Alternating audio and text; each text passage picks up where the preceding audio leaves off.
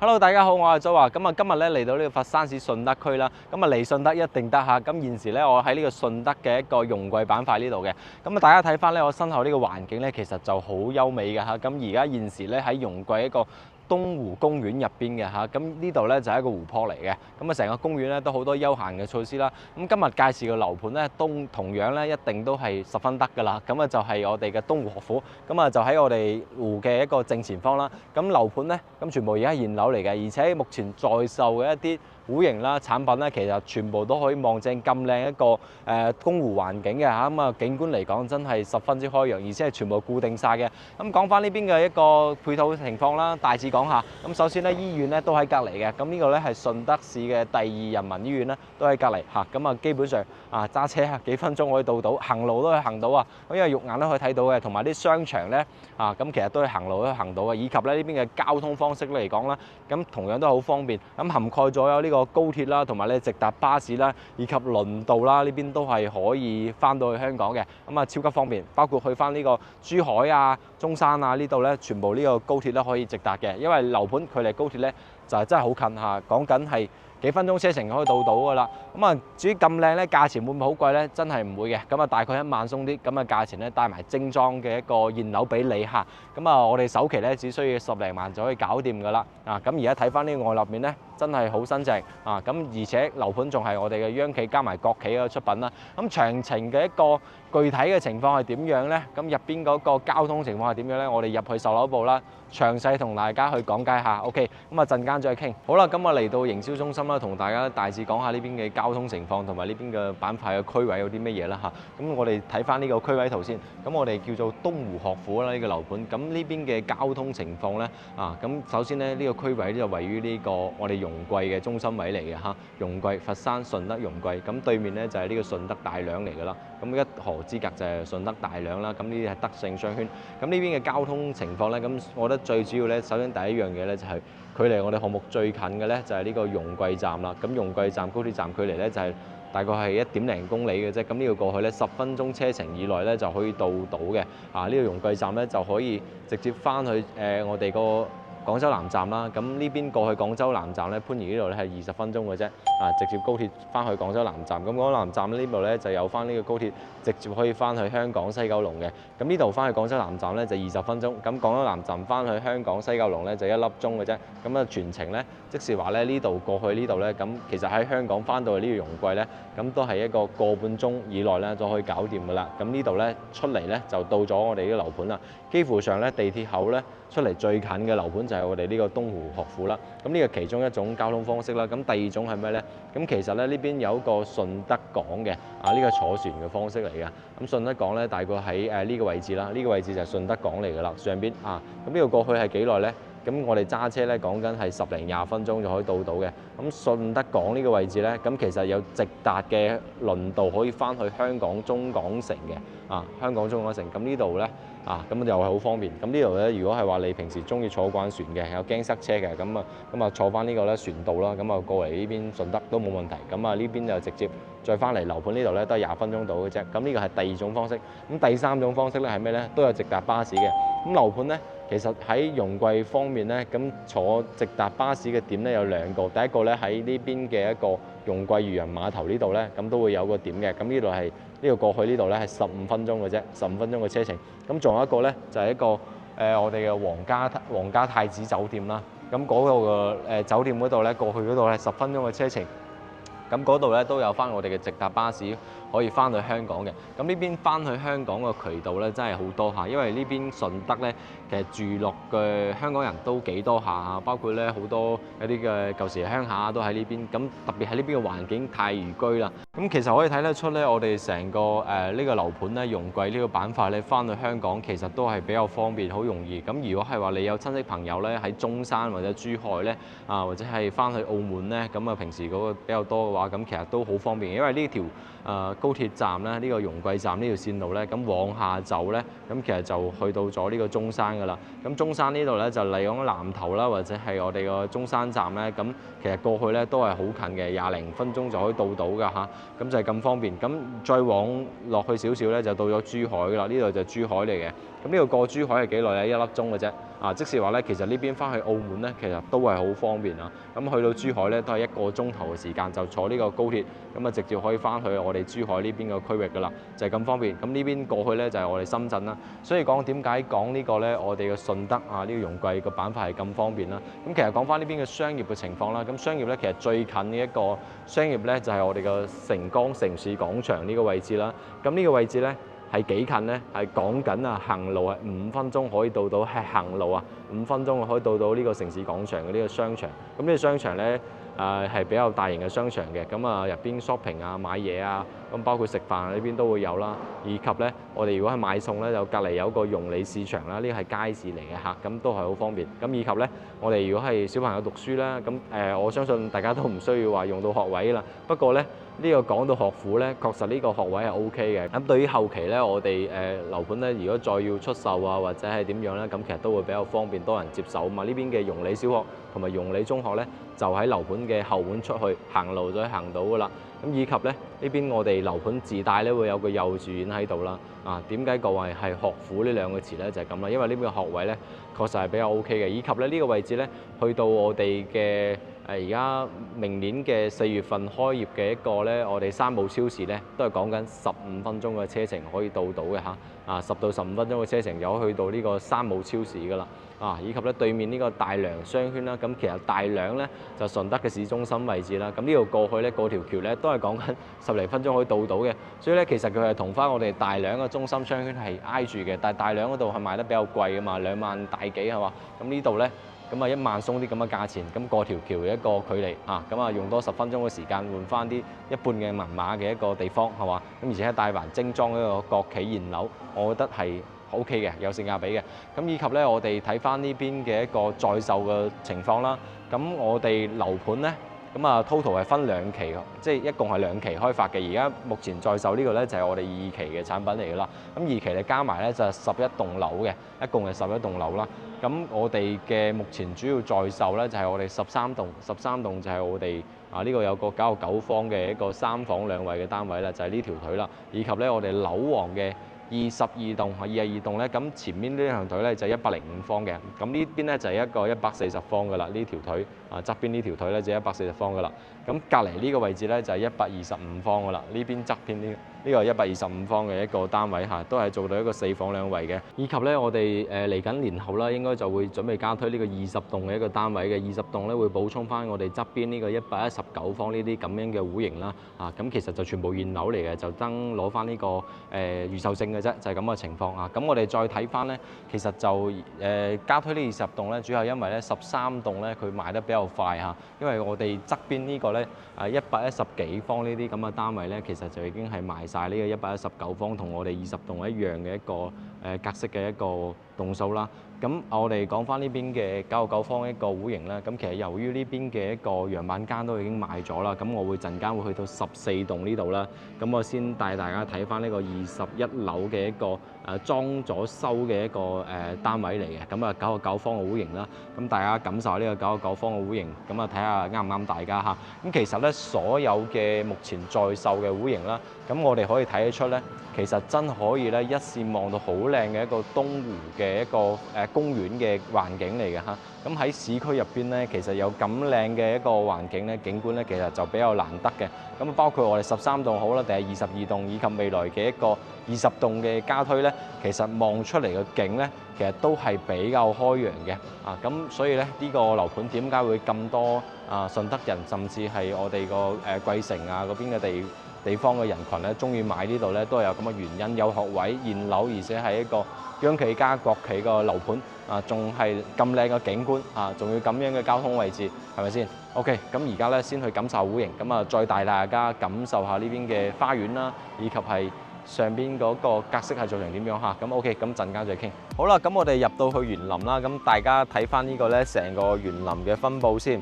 咁其實係一個圍河式嘅佈局嚟嘅。咁我而家現時喺呢個位置啦。咁陣間我都會上到呢個22棟嘅樣板間咧，去影俾大家睇睇嘅嚇。咁呢度咧就有泳池啦，咁一個中軸性嘅園林咁樣啦。OK， 咁我哋睇翻後少少，咁睇翻呢邊嘅園林啦，環境係 OK 嘅，咁比較新中式嘅 feel 啦嚇，咁都 OK 嘅，同埋咧呢邊望翻出去，我哋大門咧其實都係比較大氣少少嘅嚇。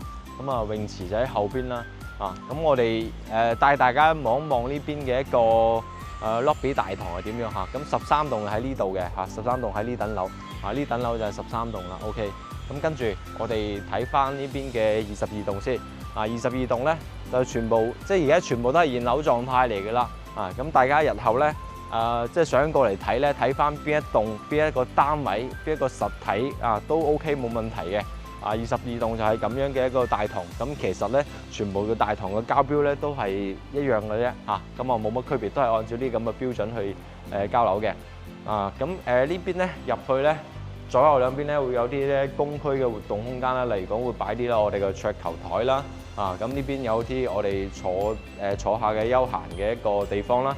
咁呢個位置咧咁後期咧就係人面識別嘅，有感應呢個位置，呢個位置係人面識別感應嘅，咁你就再開門或者就係呢個位置撳翻呢個密碼啦，咁樣有人客過嚟訪客過嚟撳呢度咧，上面可以開到咁呢邊有側門可以再入去，呢邊就係我哋嘅大堂啦咁冇乜話好花巧嘅嘢，就比較實際嘅啲咁樣嘅交標啦咁2 lift 嘅，咁 total 總高就33層嘅，咁2 lift 4伙啦。咁其實呢個咧有好處咧，就係呢個通出去咧，可以通出去後邊嘅花園嘅部分嘅呢邊仲有啲活動空間啦咁所以咧呢個我覺得咁樣嘅設計咁嘅大堂咧，咁通透性咧入去之後咧，你唔會覺得好壓抑，同埋咧入到去之後咧，覺得個通爽嘅程度都係 OK 啦。咁後邊呢個位置就係我哋嗰個泳池嘅部分啦。咁其實咧，我哋22棟咧，如果係話低層啲單位咧，咁其實都可以望得到下邊呢個中軸性嘅呢個泳池嘅部分嘅。咁我哋咁靚個內園啦，咁呢個樓盤嘅物業管理費係收幾錢一方咧？咁2.7蚊一個平方嘅2個7一個平方嘅一個物業管理費咧，就搞掂噶啦咁泳池咧，一般咧喺我哋國內咧，咁其實都會喺夏天嘅時候咧先會開放嘅，咁冬天咧基本上就唔會開放噶啦，就係咁樣啦咁一個咧露天嘅泳池嚟嘅，有兒童池啦，同埋呢個成人池嘅。我哋入去睇下先，全部都做好晒噶啦咁呢個係兒童池啦，咁呢個係一個標準嘅一個成人泳池嚟噶啦就咁樣。咁後期我哋睇翻大家揀翻咩樓層嘅啫。咁如果揀翻呢個22棟咧，咁低層咧確實可以望翻出嚟我哋個花園內園嘅OK。咁以及年後咧都會準備加推呢個咧我哋嘅20棟啦，就呢等樓20棟喺呢度咁呢等樓咧相對嚟講嗰個銀碼咧會比22棟嗰度咧會有優惠少少嘅咁預計嗰個20棟咧都係11000蚊左右嘅均價啦，就咁樣。咁後邊咧呢邊咧就係我哋。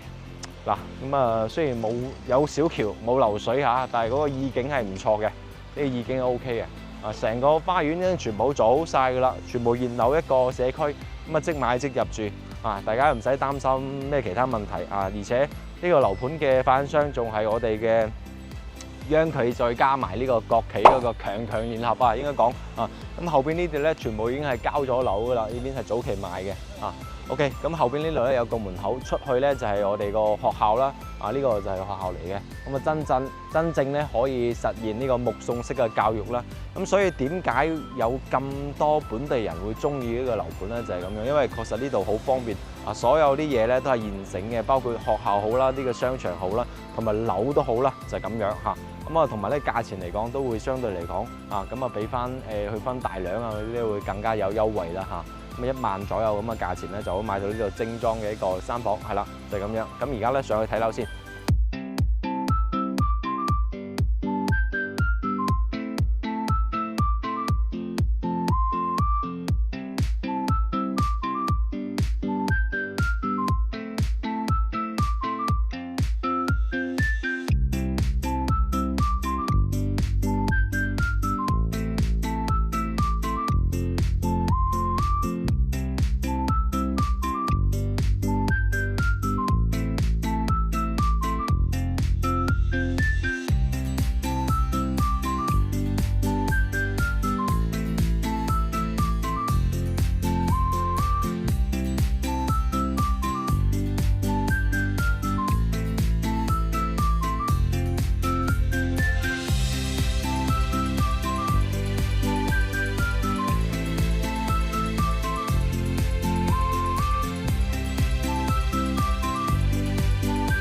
啦，咁我哋而家嚟到22棟嘅樣板間啦，而家喺呢個29樓呢度。咁其實咧，我哋呢邊都係一個2屋4伙體會比啦。咁呢一棟咧就係樓王單位啦。我哋睇翻呢個105方嘅單位咧，其實同翻97方咧，其實就冇乜太大區別嘅，只不過係話尺寸方面咧會大翻少少啦嚇。咁入門口位置咧就係呢個位置係一個鞋櫃啦。咁其實都係比較大嘅。跟住呢邊係一個直廳啦。咁其實同翻99方嗰個積咧，就係呢個廳個開間，感覺上會闊落咗少少。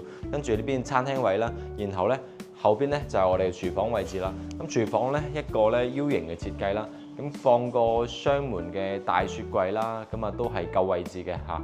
咁跟住咧，我哋行翻出嚟陽台睇下啦。咁呢個戶型咧同翻99方嗰個戶型咧，仲有一個區別咧，就係話出邊呢個陽台咧係明顯會大翻唔少嘅，因為99個陽台咧就得翻呢一節嘅啫。咁佢會多咗呢一節嘅空間啦。呢邊係可以入翻去我哋細房嗰度嘅。咁樣板間係做咗呢個風窗嘅處理嚇。咁大家可以參考翻。咁交樓嘅時候就冇風窗嘅。咁洗衣機櫃咧就 set 喺呢個位置啦。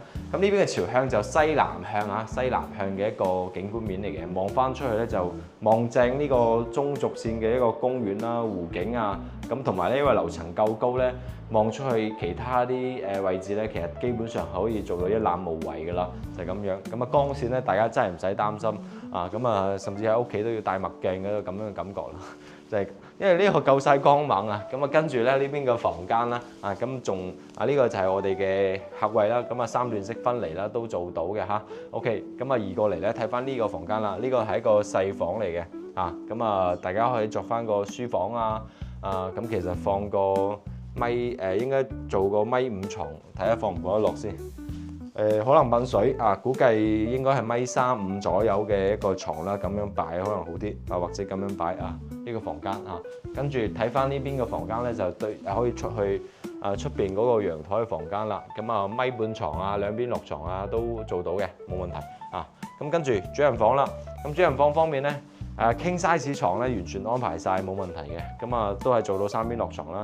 咁而家睇到有個飄窗位，咁呢個景咧都係一樣啦。望翻我哋客廳嗰度望出去差唔多個咁樣嘅景都係望翻呢個公園景為主啦。跟住我哋後邊咧呢度有一個衣櫃位啦。咁其實咧佢呢個衣櫃咧就唔係交標大家後期咧我估計都要咁樣去設置翻可能會好啲，因為衣櫃會可以擋呢邊個廁所嘅門口咁樣，唔會直接對住個床啦。咁呢邊就係我哋個衛生間啦。咁都係一個咧比較長方形嘅設計咁但係咧佢入邊嘅尺寸咧就唔錯嘅呢個位置105方3房2衛嘅格局就比較傳統嘅戶型因為佢就唔係新規實用性嚟講就只能講係中規中矩啦咁但係咧我哋睇得出咧佢嗰啲膠標嘅質感啦、用材料係 OK 嘅咁我陣間都會影一個咧我哋嘅交樓標準俾大家睇睇啦。咁呢個係105方嘅，咁往上再升一級嘅一個面積段咧就係125啦。最大就係140嘅OK，咁我哋睇埋另外2個積先。而家睇呢個咧就係125方嘅單位對面咧就係140方嘅一個單位嚟嘅。咁呢個係交樓標準啦咁我哋先睇呢個咧125方嘅單位先。咁首先係獨門獨戶嘅設計啦。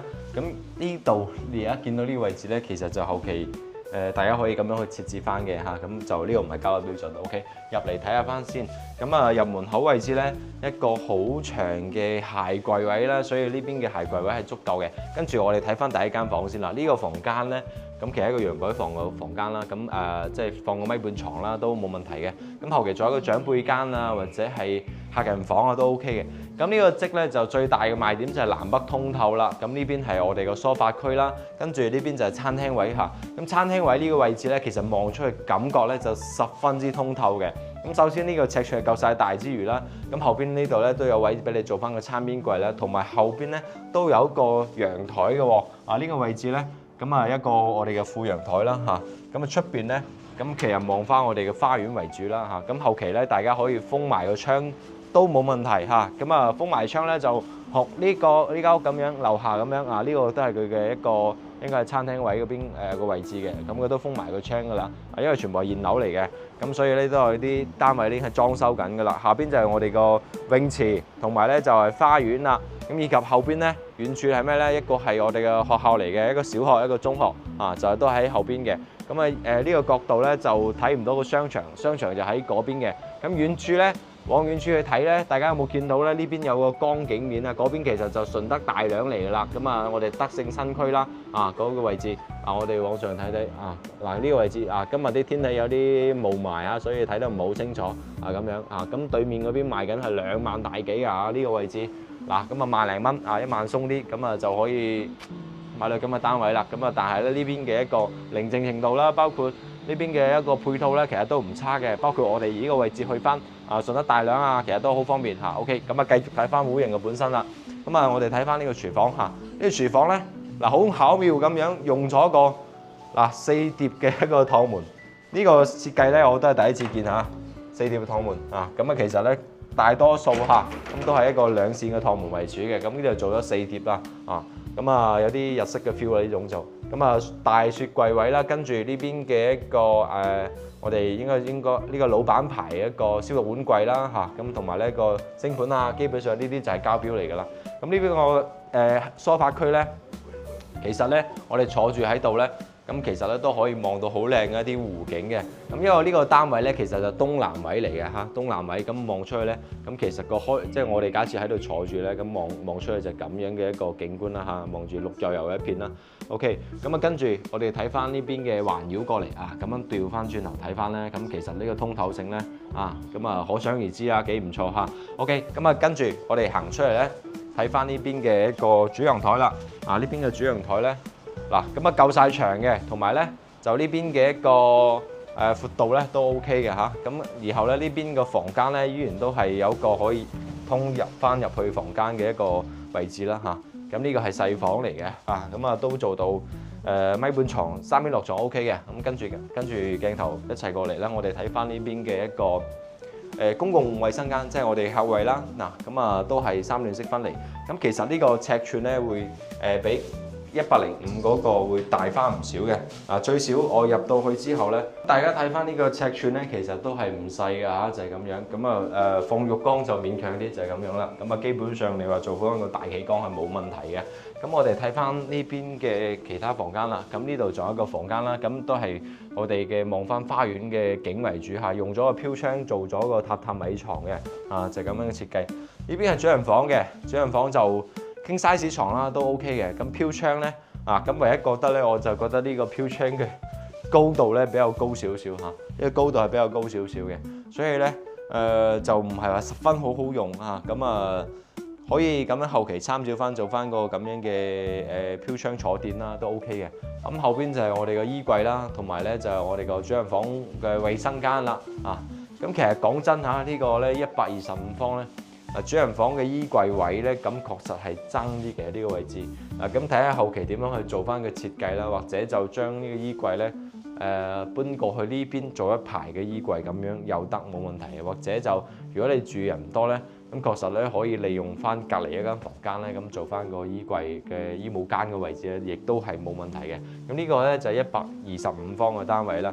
跟住我哋咧再睇埋呢個140方嘅一個交樓標準先咁其實就喺隔離嘅啫咁140方呢個咧就直情係做到個我哋即係真正交樓俾我哋係點樣嘅標準俾大家啦咁呢度咧太貴係大家要自己做翻嘅咁第一個咧就係話我哋牆身啦呢個白色乳膠漆牆啦房間呢個第一間房嚟嘅咁我哋跟住睇翻呢邊嘅餐客廳啦。其實呢邊嘅格局咧應該講係125嘅一個再放大版嘅嚟㗎啦。咁同樣都係南北通咁呢邊就係西南向嘅。咁呢邊咧就我哋個東北位啦咁樣南北對流嘅一個格局。咁睇翻廚房咧，真係會大翻唔少嘅呢個位置會比翻我哋125嘅會大翻唔少。咁同埋呢個細陽台位置咧，呢個副陽台咧，其實都會大翻唔少啦。咁景觀咧就冇乜區別㗎啦，基本上都係咁樣啦。咁而家睇到咧就我哋全部現樓狀態啦。咁好多戶咧都喺度咧做緊啲二處裝修啦。而家睇翻後邊呢啲咧好多都係做緊封窗呢啲工人喺度做緊嘢嘅。咁上邊已經封咗窗啦，所以咧呢個盤嘅一個入住率啦，同埋咧即係喺呢個順德人容桂入邊呢個心入邊嘅一個認可程度咧就比較 OK 嘅。所以呢邊嘅銷量點解講係一路都係成個佛山市嘅前三就係咁樣啦。咁第一個現樓國企咧有品質，雖然講唔想係新規，但係咧就係話呢邊嘅一個整體個品質咧咁啊比上不足，比下有餘啦。咁啊一個比較有性價比嘅屋苑啦同埋呢個景觀咧喺城市入邊咧有咁靚嘅一個遠觀景咧，其實都係比較難得㗎啦。咁而家見到咧呢邊全部喺個工地嚟嘅咧，咁其實就做緊呢個咧一個新樓盤嚟嘅，但係咧全部做翻呢個大平層為主嘅全部都大平層，即係冇啲細單位啦。咁啊再遠處睇翻呢個咧，其實就係一個我哋嘅順德市第二人民醫院嚟㗎啦。OK， 咁啊我哋繼續睇翻其他區域先。呢個入唔到，我哋行翻呢邊入去啦。咁啊房間方面咧，咁依然都係一樣㗎啦，跟住大4房咁呢邊個衞生間係啦，咁啊公衞，跟住房間，然後咧呢個房間啊通出去陽台嘅。咁主人房方面咧，其實佢同翻呢個125方咧唔同嘅位置，就係呢邊嘅空間會大咗，同埋咧呢個位置有個真正嘅醫務間會俾到佢嘅。呢邊有個真正醫務間啦，跟住呢邊就係我哋嘅主人房個衞生間啦，主衞。咁個空間尺寸咧就自然會大翻唔少啦。OK， 咁呢個咧就係以上嘅全部戶型啦。咁最細嘅99方，同埋咧就我哋再褪一個咧就125啦，以及咧就係最大140啦。咁其實未來咁我哋都預計應該年後咧就會加推我哋個隔離呢一棟㗎啦，呢一等樓呢一棟咧，咁其實咧佢會補充翻呢一條腿嘅，呢一條腿有個117方嘅戶型嘅。咁呢一等樓咧，咁相對嚟講啦咁就彌補咗我哋13棟嗰個117賣晒嗰個戶型嘅一個空隙啦。咁呢個積咧係比較好賣嘅。OK， 咁以上咧就係全部個戶型嘅介紹啦。咁大家睇翻對呢個樓盤有冇興趣啦？如果話想了解更詳細嘅資訊嘅，咁都可以後台私信或者係直接約翻個時間過嚟睇翻呢個實體啦。咁同埋咧都講翻咧後期加推嗰個棟數咧，咁其實咧預計個價錢咧去到11000蚊大精裝嘅啫，預計係咁嘅價錢嚇。咁呢邊咧呢個樓王單位就略貴少少嘅，要去到12000蚊，12000蚊起㗎啦，基本上呢個12000蚊左右㗎啦。咁性價比最高咧就係我哋個13棟99方嗰個積，咁10000幾就可以搞掂㗎啦，10000幾就可以搞掂。咁所以咧相對嚟講咁最有性價比就係我哋99方，99方嗰個積啦。咁再其次咧就係話呢邊嘅一個樓王單位啦，樓王單位我個人比較偏向就係呢個125方呢個單位嘅，我覺得呢個單位咧會更加舒服少少嚇。咁有優點都有缺點嚇，咁中規中矩啦，應該講緊嚇。OK， 咁以上就係呢個樓盤介紹，有興趣再聯絡啦。OK， 咁下期再見，拜拜。關注我哋頻道，買樓唔使煩，